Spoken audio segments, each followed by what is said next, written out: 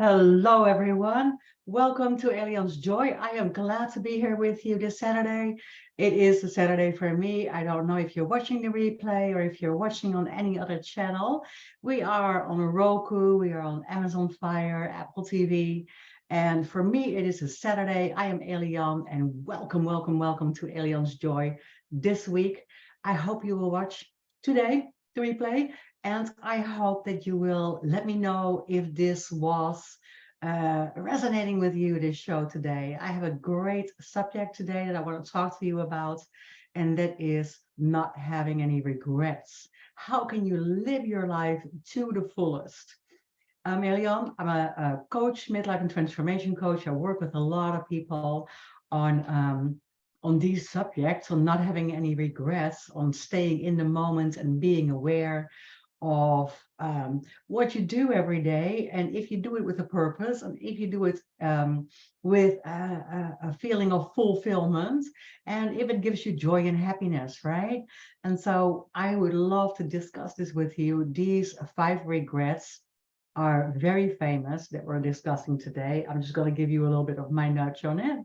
And it is according to a book written by Bronnie Ware, a Australian or New Zealand author. I'm not really sure. I think might have been Australian or New Zealand, that wrote a very famous book that was published in 2011. And since it has conquered the world, the top 5 regrets of the dying.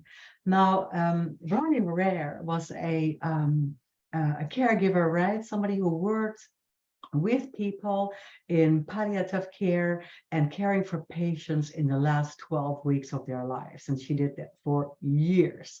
And all over these years, she heard the same things from her patients that had these epiphanies in the last years, or in the last days, or even in the last hours of their lives, and told her what they were regretting, what they wish that they would have done or had in their life. And especially for me, that it resonated with me very much when I discovered this book, because I was doing a lot of studies. I was doing a lot of self-help studies, right, over the last couple of decades, to get more into this place where I am right now as a midlife and transformation coach, and working with a lot of people with trauma and trying to get people back on their feet, people with PTSD, people with anxiety.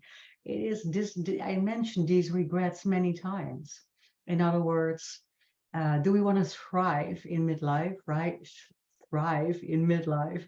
And do we want to have a life that we feel that we live to the fullest? It's very important. So let's go over a few of these things that she wrote about, right? It was a lot of things that people told her, and ultimately this all accumulated in a book by Miss Ware that she wrote, and the 5 top regrets are now very, very famous. So are we living in a moment? Are we being aware? Or are we later on not feeling fulfilled? Are we later on in life not feeling that we did it all, or that we spend enough time with people? So the first one is, I wish I had the courage to live a life true to myself, and not the love or the life that others expected from me. This is big. This is what I wrote about as well in my book.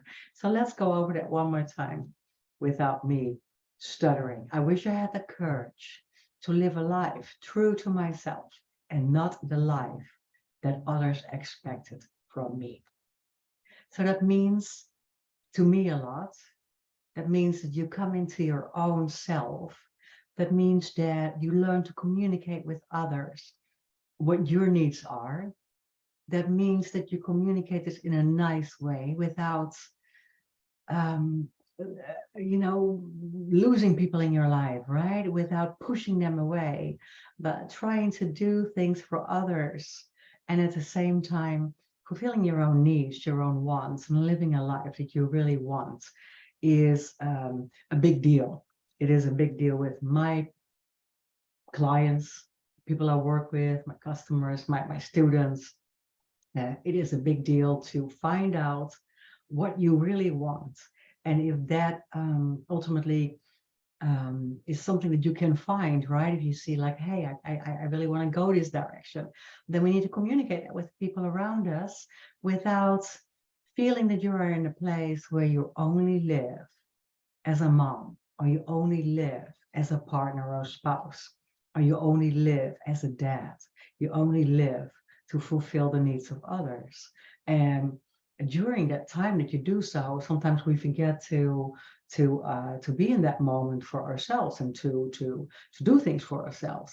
And we can come into this place in our midlife, sometimes in a place of transformation, right? All of a sudden we find ourselves divorced. All of a sudden we find ourselves alone. We find ourselves without the kids after they leave the house. And we come to a place where we think, now what? What was really a thing that I wanted out of life? Did I work just for the money? Did I just work to provide only? Was I the provider? And did I really not think about myself? Was it really something passionate? Should I do something else? So these questions come up most of the time.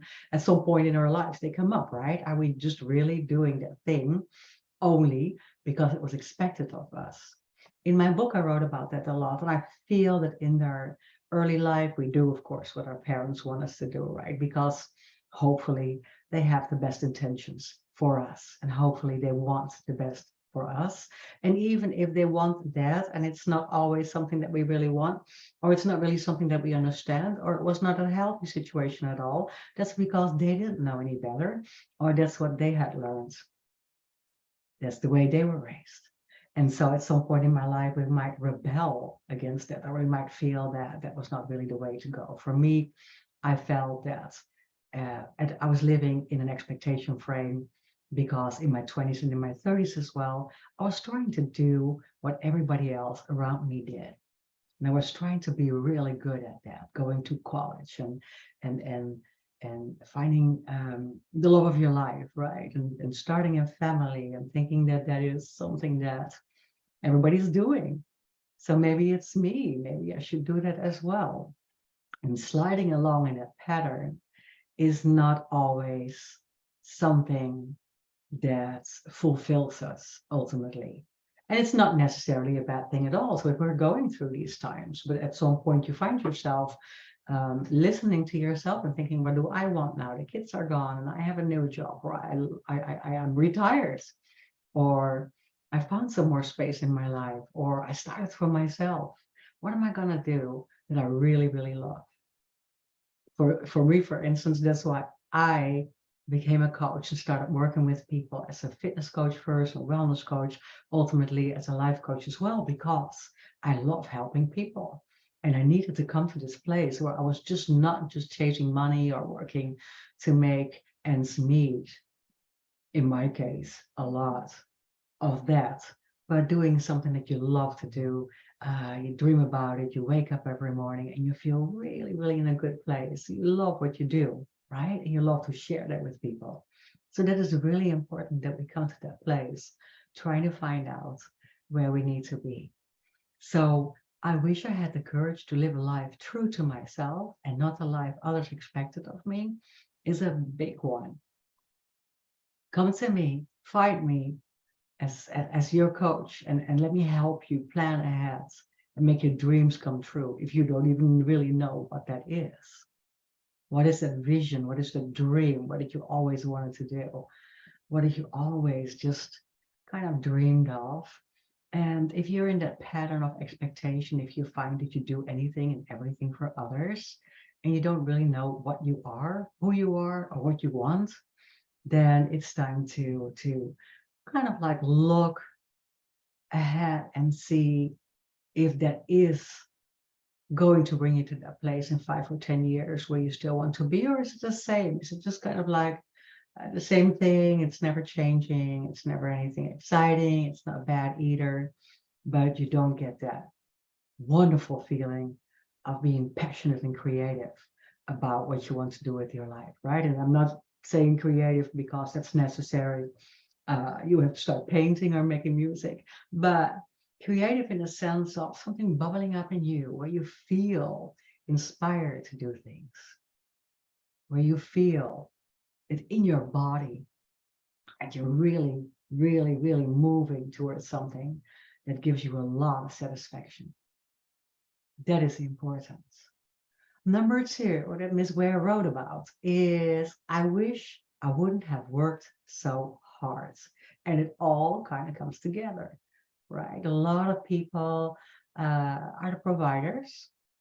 In those days, even long ago, in the sense of the generation that the author worked with as a caregiver, those were people that most of the time men would say, I wish I wouldn't have worked so hard, because they were the caretakers and the providers, mid-1900s and up. And now we see, of course, a totally different thing. You know, anybody and everybody might be a provider in a household, male, female, or two, and both working really, really hard. But in that case, if you work so hard and if you're chasing your career, if you love your career, then make sure that there's still enough time to balance that personal time, that family time with your work, with your career. Because if you work hard, and I love to work hard, for instance, I am a hard worker. I am a workaholic. I love to constantly read about my work and do research and add maybe a study or a certification to it, right? I love that, but I need to make time for my family. I need to be there and find out if I have actually really balanced that time between work and personal time. Because if you are coming to that place in life where you are maybe in the last phase of your life, right? And you say, wow, I wish I wouldn't have worked so hard because I didn't have that time with my kids. I didn't have that time with my family. I wasn't there. I wasn't there for my loved one. Then we're going to regret that. So it's really important to find a balance in all things. As a coach, I always say it's important to find a balance with life, in your career, a balance with money that is not necessarily the same, right? Money and career, a balance with your family members, friends, co-workers, right? All these circles of people around you that are important to you. Don't forget to make that phone call, right? We have to have balance in that. We have to feel satisfied about doing that. We have to take care of ourselves. In a sense, even if you love working, do something completely different and take off and be in that moment and do the things you love, or taking a vacation, or taking care of your health and wellness is an important one. Are you staying healthy? Of course, as a health coach, it's one of the very, very important things for me, right? Are you taking care of your body? Because you live there, right? And are you avoiding, or are you proactive health-wise, so that you can avoid some of the ugly things that are coming to us later in life? Anyway, so we want to avoid that. We want to be proactive and not work too hard. So number two, I wish I wouldn't have worked so hard. So take that with you, think about it, let it bubble around, and see if you have a good balance in life there. The next one, the number three that Bronnie Ware talks about in her book. I wish I had the courage to express my feelings. Something that I love to work on with my clients. I love to work on communication and expressing your feelings. If you don't, you hold them in, you're gonna get sick. There's so much in your mind going on, and if you don't say it, it's going to sink down and manifest in your body. You're going to hold it back. You're going to create feelings of resentment and anger and frustration, and just not really liking people that you do need to communicate with. And you have to express your feelings. And if it's something that is amazing, loving, wonderful, do so. right? Let everybody know that you're in your happy place and you are feeling fantastic, that this is important to you, that this is your thing. Let people know and express your feelings in many, many different ways. Because many people, according to research and in this book, and I know it from real life practice in my clients, many, many people suppress their feelings in order to keep the peace with others, in order to not keep anybody or not to hurt anybody else. And in relationships, this happens not just in family relationships and in home relationships, but also with people around you. You're talking to your boss about the things that you need or want. Are you talking about the fact that you feel frustrated and not being seen? Are you afraid to lose your job? If you would speak up, right? It happened to me. And I spoke up.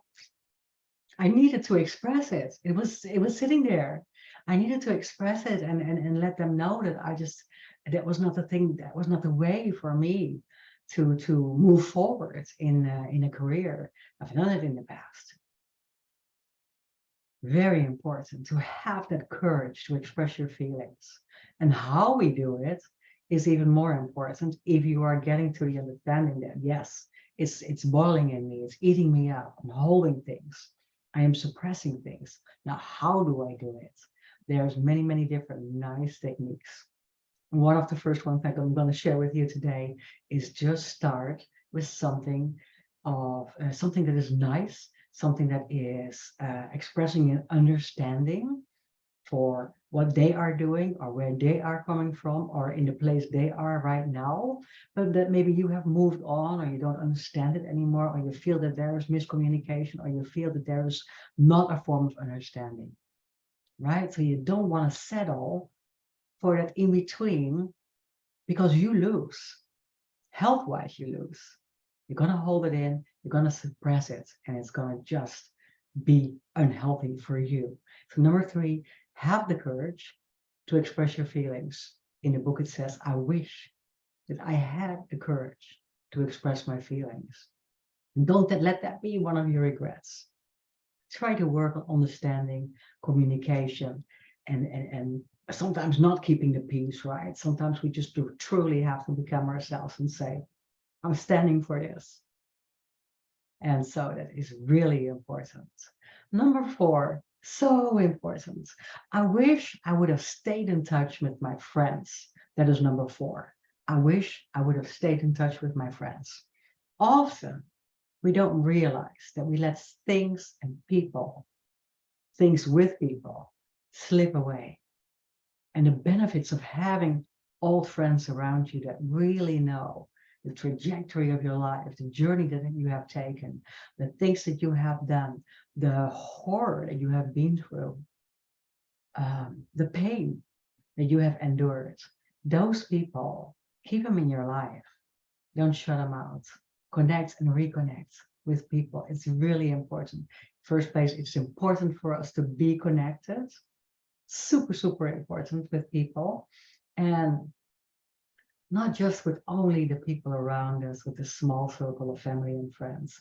It is important sometimes for women, for instance, for me. I love being with other women, and I think there's true power there. I think it's empowering for me. I think there's true power in sharing stories with other women and feeling and being there and seeing and sharing emotions and sharing stories and sharing pain and sharing victories.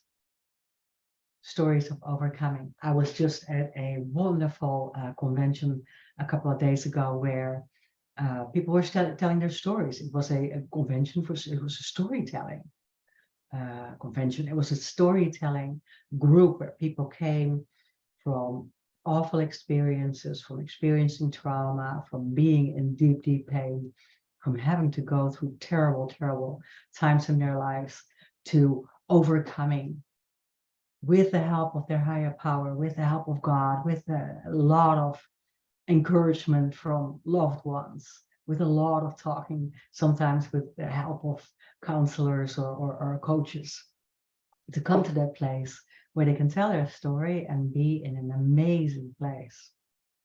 It's important to be in touch and share your story. It's very important.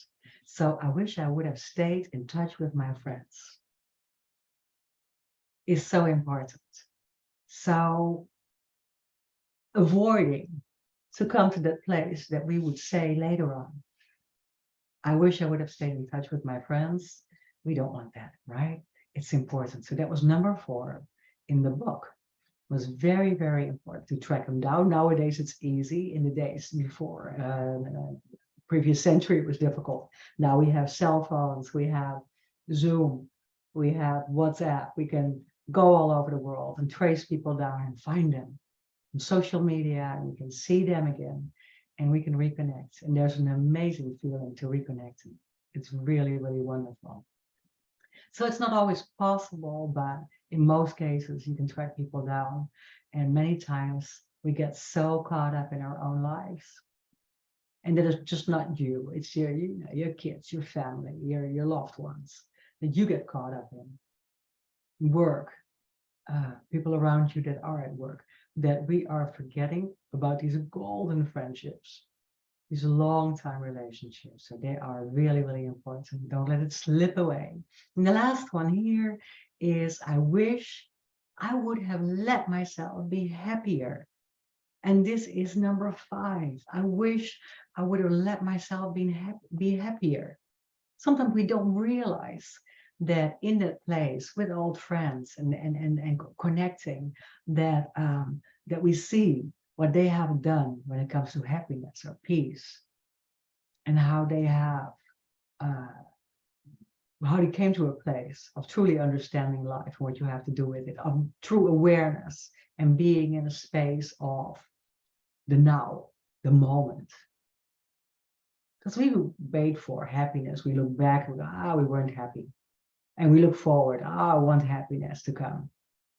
But that means that we're in a waiting space, right? We're waiting for that happiness. Maybe tomorrow, maybe if I do this, maybe if I do that, I'm going to be happy. And we're always waiting. We get some kind of an anxiety about that, because what if, and we're thinking about the future. And we don't stay too many times in the moment and in the now.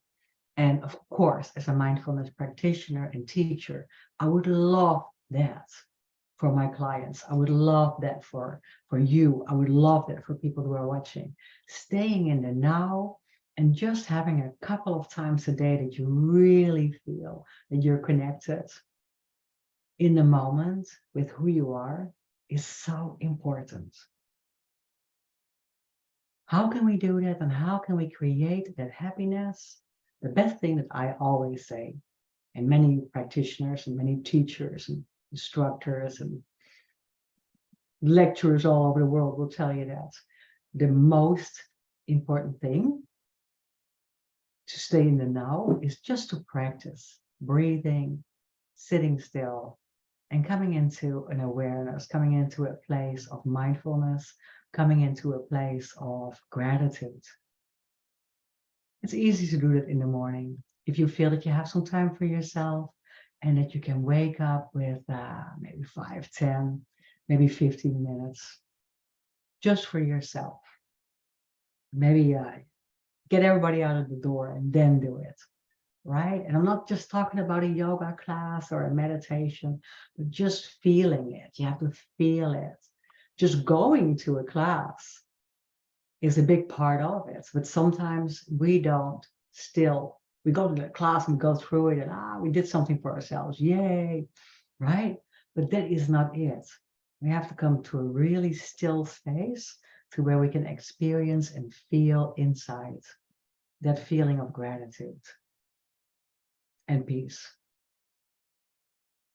Happiness is not always easy, and is not always a given, and is not always there when you practice, because there might be a lot of pain, or there might be times that you have to go through where you do these 5 or 10 minutes, but you are in the middle of pain, you're in the middle of grief, things that you experience that are very, very difficult. But take that time in the morning to feel that there can be a sense of peace and a sense of gratitude. It has a lot to do with hope. It has a lot to do with faith and trust. Trusting that it will be okay. I know you might be familiar with the topic. I know you might have heard this before. I know you might know these 5 topics of no regret. But for me, it had a huge impact. And then I started teaching it a lot. And then I started sharing it a lot with people, that this was so big. Let's not come to the last couple of years or be ill or feel that we're losing things in our life and feel that we have these big regrets. Let's anticipate and be proactive in the things that we have to do to come in a moment of peace and connect with people, and verbalize, communicate our emotions, our needs, find out what we want, and moving forwards with that. If I can help you, please reach out. My name is Eliane, and you can reach out, find me elianehaan.com on my website, www.elianehaan.com. I'm a midlife and transformation coach. I help you get your sexy back in midlife. I help you with many ways to come out of grief, to come out of pain, to come out of PTSD, and find a way to look excitingly, to be excited about looking forward. Excitingly, is it even a word? I hope to see you next week on my show. Thank you for watching Eliane's Joy, and have a wonderful, amazing rest of the day. Bye.